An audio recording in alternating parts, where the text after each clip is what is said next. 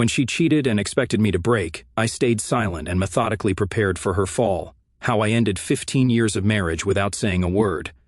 The curry was cold. Her phone was buzzing, and I was halfway through telling her that the dog had started sleeping by the front door again, like he was waiting for someone. That's when she said it. I cheated with my boss. So what? It was just once. Just like that. Flat. Measured. She didn't even flinch, just kept swirling her wine, not even glancing up from her glass, like she'd said she picked up the wrong oat milk. My fork paused midair. I looked at her, not through her, not past her, at her, and in that still moment I realized something bone deep. She wasn't telling me to confess. She was telling me to dare her to feel bad. I didn't give her that. I didn't ask for names. I didn't ask when or where or what he said to her that I hadn't in 15 years of marriage. I didn't ask anything. I simply put my fork down, carefully, silently, on the edge of my plate, took a napkin, wiped my hands, folded it neatly, like I was packaging the last civil conversation we were ever going to have. Then I stood up. She didn't even look at me, just kept eating, like I was a weather pattern she'd already read the forecast for. No, I'm sorry. No, it was a mistake, not even a goddamn shrug. And that's when I knew. This wasn't the start of something. This was her finale, a closing monologue she'd rehearsed while applying mascara in the rearview mirror of her boss's Audi, the line she'd been dying to drop just to see how I'd crumble. But I didn't. I walked to the sink, rinsed my hands with the same calm I used when troubleshooting corrupted server backups, dried them slowly, watched the condensation creep down the window above the sink, like it was trying to escape too. Behind me, her fork clicked on her plate. She poured more wine. I opened the fridge, pulled out a bottle of water, and took a long sip, measured, cold, grounding. Not because I was thirsty, but because I needed my hands to do something other than wrap themselves around the lie she had just detonated in our kitchen. When I turned to leave the room, I said nothing. Not because I had nothing to say, but because what I was about to do didn't require words she thought she'd just won a power play. She didn't know I don't play, not until I control the board. She thought I'd storm out, slam a door, break a glass, maybe cry in the garage like some broken sitcom husband. That's what she was braced for, an explosion she could diffuse with a few tears and a half-hearted. I didn't mean it, but I didn't give her noise. I gave her silence, and that silence echoed louder than anything I could have said. I went upstairs, calm steps, no rush, no theatrics, the kind of quiet that unsettles predators when they realize the prey isn't running. She stayed downstairs, flipping through a mindless drama on Netflix, scrolling her phone like she hadn't just carved a hole in the middle of my chest and shrugged. She didn't even pause the show. I closed the bedroom door behind me and sat at my desk, the same one she once made fun of for being too old school, saying, "No one prints things anymore, and real professionals live in the cloud now." Funny thing is, I agree, so that's where I started. The old tax returns, asset declarations, prenup scan. All of it went up, encrypted, backed up to 3 separate cloud services. Nothing named, obviously, of course. One folder was called Q3 Strategy, another Photos. 201 error rip. I wanted her to look right past them, just in case she ever snooped. I copied the fidelity clause from the prenup, Section 9C, Breach of Fidelity Forfeits Spousal Financial Claim, and opened a new PDF. I added a note in my handwriting, scanned it, and saved it as clause_sign.pdf. My signature looked too clean, so I crumpled the paper, scanned it again. Perfect, lived in, real. She sent a laughing emoji to someone on her phone at exactly 9:27 p.m. I know because her notifications were mirrored to the family iPad. She didn't know that. She forgot we had synced them last year when she wanted to use it for some dumb presentation and never bothered to turn off the sync. I watched the emoji blink across the screen. She was laughing. After that bomb she dropped, she was laughing. Good. Let her feel untouchable. I started a new folder, not hidden, not buried, front and center on my desktop, just waiting. I named it Truth, but after a few seconds I changed it. Truth sounds noble, passive, too philosophical. I renamed it Table, because when the time came I wouldn't be yelling. I'd be setting the table, and she'd choke on everything I prepared. Inside that folder I began placing things. Screenshots from her cloud backups, a timeline of her work late nights aligned. With rideshare receipts, a copy of the Slack message she once showed me from her boss about grabbing drinks without the team. I cross-referenced the message timestamp with a credit card charge. Hers, at a hotel bar 2 nights later. Another charge, same hotel. Oh, and her GPS location, tracked by the family safety app she thought was just for our dog walker. But it updates in the background as long as she has it installed. She never uninstalled it. She thought I was slow, old, behind the curve. What she never realized was I'm in IT. I build recovery plans for systems people forgot existed, and she's just another corrupted one I'm about to shut down. She went to bed humming. I heard her from downstairs, brushing her teeth, walking barefoot across the floorboards. The creak of the mattress as she crawled into our bed, like she hadn't detonated 15 years of marriage between bites of takeout. She didn't ask where I was, didn't call out, didn't come looking. Tara was used to me vanishing into my quiet places. That's the thing about being married to someone like me. You stop noticing when we go silent, until that silence becomes the only thing left in the room. At 11:42 p.m., I stood in the garage, driver's side door open, radio off, phone face down. The engine wasn't running. I didn't need motion, I needed stillness. Something about the hum of the air duct, the faint scent of WD-40, the hollow echo of my own breath.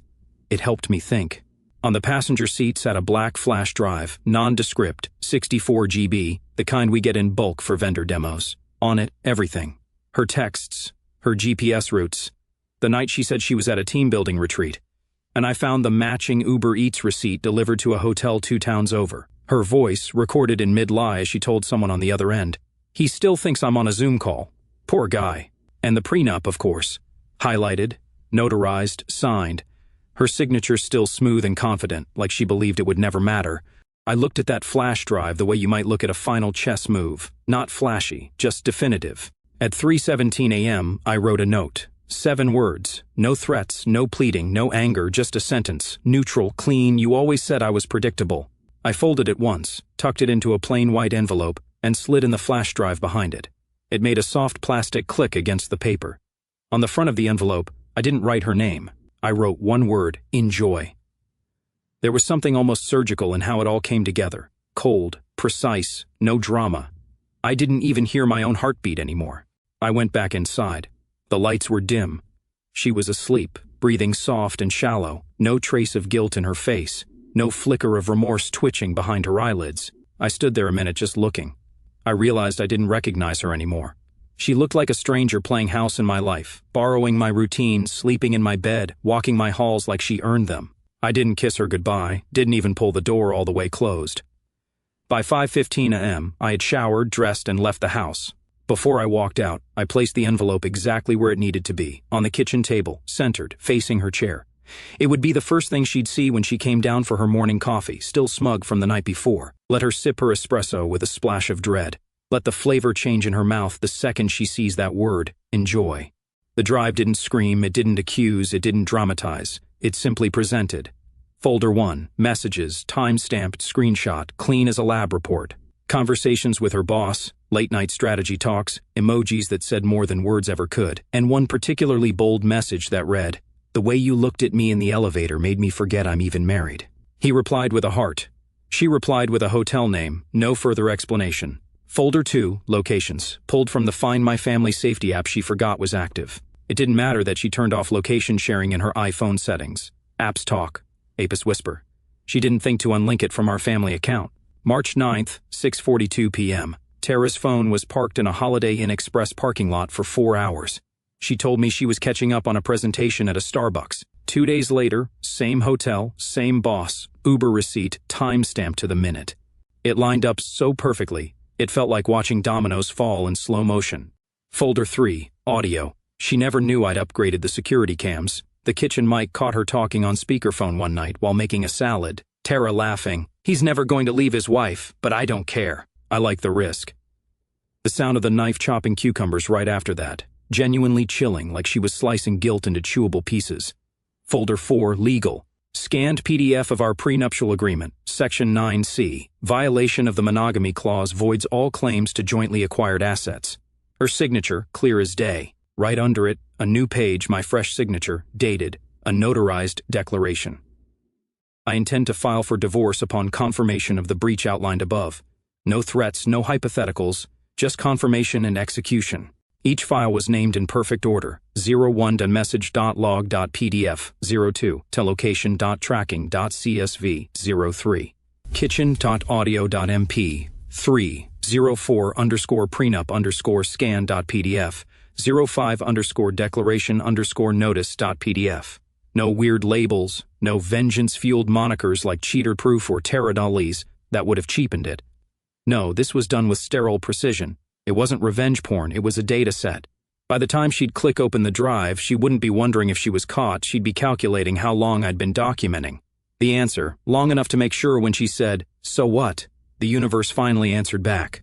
My phone lit up at exactly 7:42 a.m., while I was sipping bitter office coffee across from a man named Ron Leibowitz, divorce attorney, veteran of 1,000 scorched earth breakups, and the kind of guy who doesn't blink when someone says, "I want her out of the house, out of my accounts, and out of my future." The screen showed Tara mobile. I didn't answer. Ron slid a legal pad toward me. "Timeline, documents, digital proof, you said you have it all." I clicked open the folder on my laptop labeled For Counsel, mirrored directly from the one called Table. I nodded. All dated, all backed up. Another buzz. Text message, "Tara, what is this? What is this?" Third buzz, "Calvin, please call me. I didn't mean it like that." The backpedal had begun. I imagined her standing at the kitchen table in her overpriced robe, espresso cup trembling slightly in her hand, the envelope torn open like she thought it might contain flowers or an apology, and instead, truth. Cold, curated, brutal. I could practically hear the catch in her throat when she realized the USB wasn't for us to talk through it. It was the end of the conversation. "Buzz, we need to talk, please. I didn't know you had this." Of course she didn't. She thought I was the guy who forgets birthdays unless Outlook reminds him, the guy who double-checks locks twice because he's cautious, not calculating. She'd mistaken quiet for clueless, stillness for sleep. She forgot I spend 10 hours a day in systems that require fail-safes, rollbacks, and recovery protocols. I don't build things that can fall apart, so when she gambled our marriage on a one-night thrill with a middle-aged man-child in a corner office, she didn't realize I'd already started the exit sequence. She didn't see the backup plans sinking in the background while she laughed into hotel pillows. Ron skimmed the prenup printout, then looked up with a raised eyebrow. "You highlighted the clause. Figured we'd save time," I said. He chuckled. "You're a cold bastard." "No," I corrected, sliding the flash drive across the table. "I'm just done being the fool." Buzz.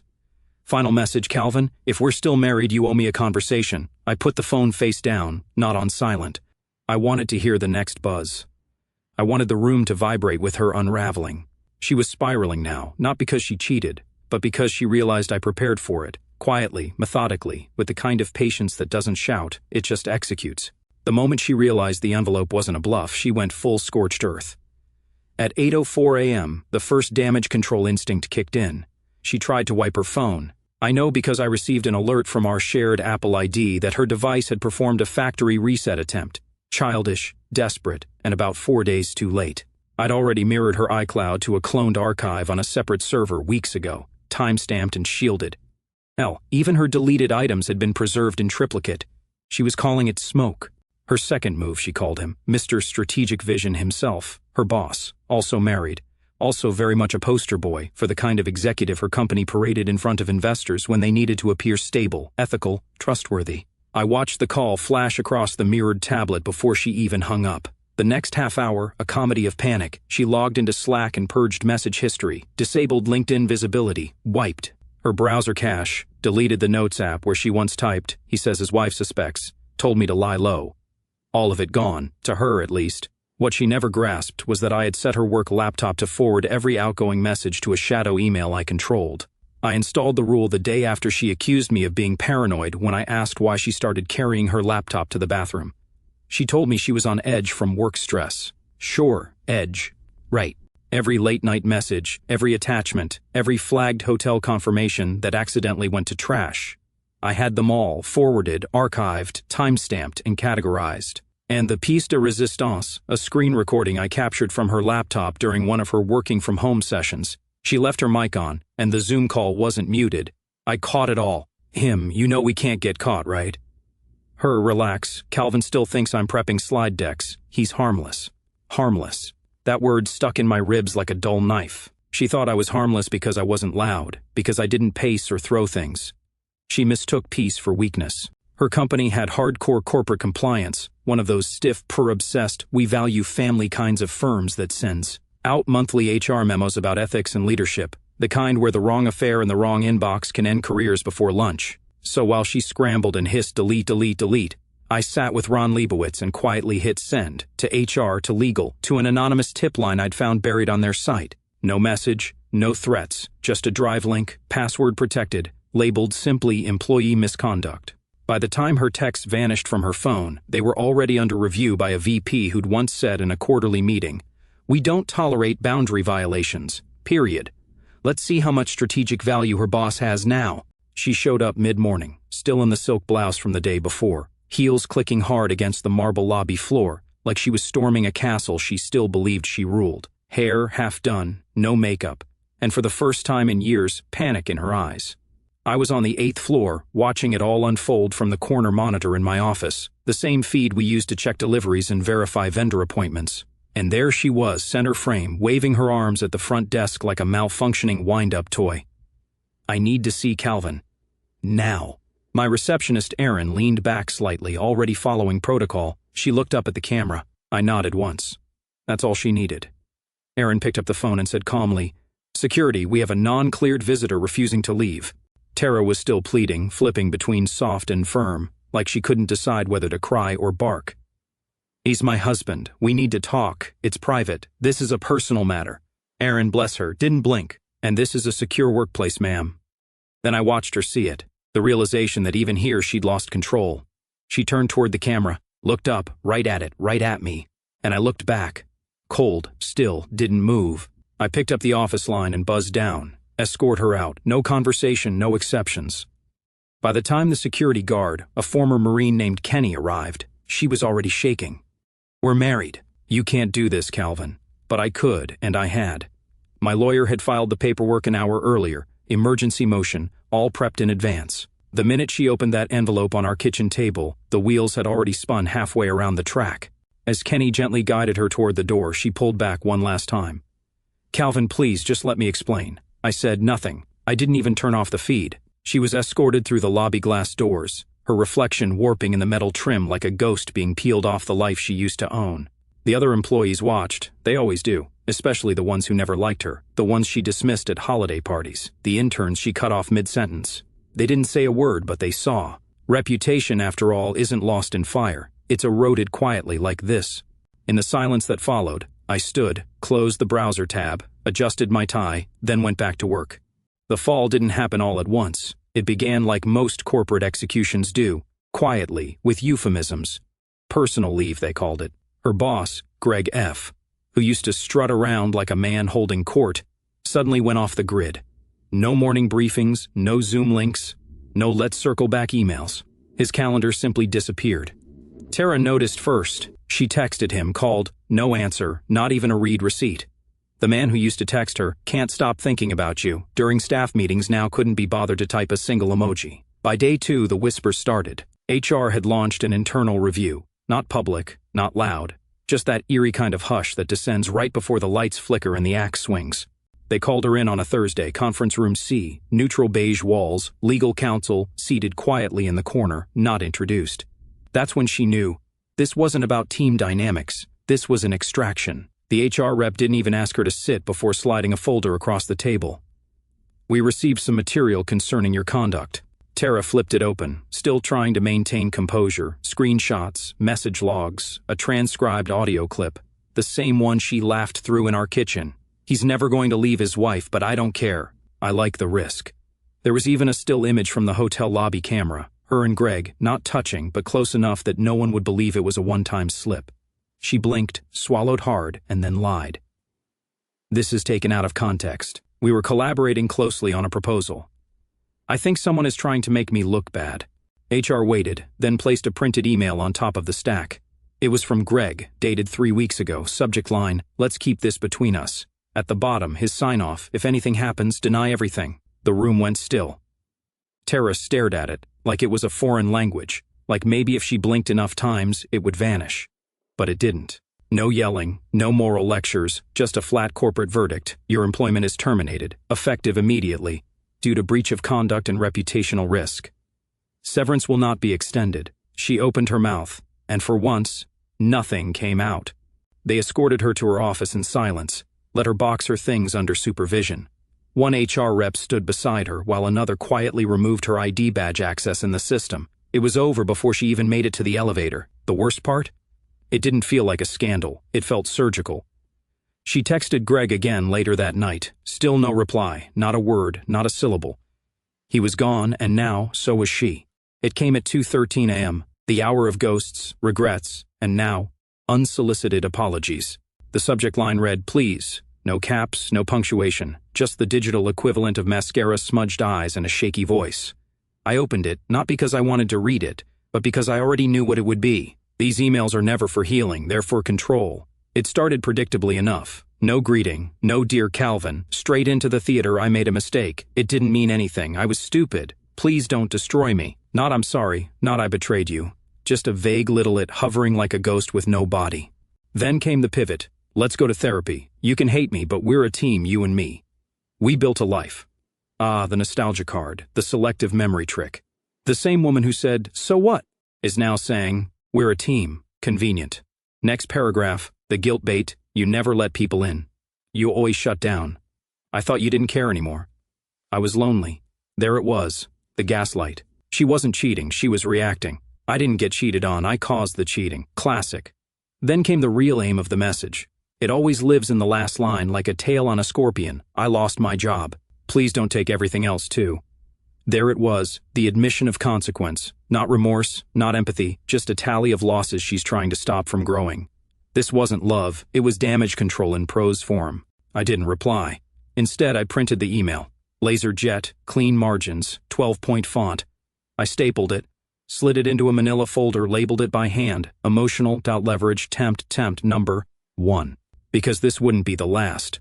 No, this was just the beginning of her campaign. Sympathy first, then guilt, then maybe anger when nothing worked. But I wouldn't bite. She wanted to reverse engineer our story, rewrite the chapters, reframe herself as the lost but learning wife who just made one mistake. But I already knew the ending. I'd written it, she just hadn't read it yet. It was a Sunday. Bright, warm, harmless, the kind of day designed for denial. Tara chose a cafe with outdoor seating, her favorite one. The place with lavender lattes and overpriced avocado toast, where she used to post hashtag self-care photos like she was untouchable. She wore sunglasses big enough to hide behind, and that cream sweater she always said made her look soft but successful. Her sister was already there gossiping about some neighbor's divorce. The irony must have hung in the air like smoke. And then the courier walked up, casual, clipboard in hand, black vest, neutral expression, the kind of guy who doesn't flinch no matter how loud the implosion. "Are you Tara L?" She blinked, then adjusted her glasses, trying to summon that corporate voice she used to shut down interns and baristas alike. Yes. The man didn't even smile. "You've been served," he said, handed her a flat envelope, nodded once, walked away. Just like that. She didn't open it at first, just held it like a foreign object, as if maybe if she stared long enough it would self-destruct. But paper doesn't flinch, it just sits, heavy with consequence. Her sister leaned forward. "What's that?" Tara looked down, finally sliding one manicured finger beneath the tab, opened it. One sentence at the top of the packet, petition for dissolution of marriage. And beneath it, full invocation of the fidelity clause, zero claim to shared assets, custody of the dogs, both of them, with veterinarian records proving I'd been their primary contact for 6 years. Itemized breakdown of all protected trusts, filed, stamped, uncontestable. She whispered it, almost inaudibly. My husband just destroyed me. Her sister looked confused. Wait, what happened? But Tara didn't answer. She just stared at the papers, like they were ancient texts from a civilization that didn't care who you used to be. Around her, brunch went on, forks clinked, people laughed, waiters poured mimosas. The world didn't pause for her crisis. Why should it? For years she built her identity on perception, control, charm, clever little lies. But now she sat exposed, mouth dry, fingers trembling, unable to spin the narrative because this story wasn't hers anymore. I had taken the pen, and I wrote in permanent ink. She finally called, not to apologize, not to beg for love back, but for real estate. I need time, Calvin, please, just to stay here until I figure things out. I can't go to my parents, and I'm not staying with my sister. You know how she is. I let her talk, let the desperation crack through the practiced poise. The woman who once said, I don't believe in dependence, now needed shelter from the very storm she brewed. I didn't yell. I didn't remind her of the hotel receipts, or the messages, or the smirk she wore when she dropped her little so-what bomb across the dinner table like it was trivia. I simply asked, You read the lease recently? She hesitated. I did, I continued calmly. And it's in my name, just me, has been for 11 years. Silence. The rent, prepaid 6 months in advance from my trust. You never even saw the receipts. More silence. It hung between us like wet wool. Per the CO-op board rules and the state tenant code, I said, flipping casually through the hard copy I printed days earlier. You've got 14 days from date of dissolution notice to vacate or be in breach. But where am I supposed to? Not my jurisdiction anymore, Tara. She inhaled sharply, trying to repackage the tears into something useful. I'm not trying to fight, I just... Don't humiliate me, please. Oh, there it was. Not grief, not regret, not even the loss of the marriage. Humiliation. That's what scared her. Not losing me, losing face. So I added one more thing, something I knew would gut her in all the ways the papers couldn't. You remember Paul, our neighbor upstairs? Sits on the CO-op board. Yes, he knows why you're leaving. I mean, the pause on the other end wasn't silence. It was implosion. Her mask, her grip, her posture, all gone. I knew what that meant to her, not being hated, being talked about. She once spent 3 days spiraling because a neighbor's wife called her over-accessorized, and now her carefully curated persona, the career woman. The perfect wife, the respected communicator, was being quietly dissected by the same building she used to rule with fake smiles and aggressive brunch invites. She left that night. Didn't slam the door, didn't cry in the hallway. She packed like a ghost moving through the apartment, like it might bite her, left a half-empty lotion jar in the bathroom, a pair of red heels in the closet, and the framed photo of us in Florence on the bookshelf, still face up. I didn't touch any of it.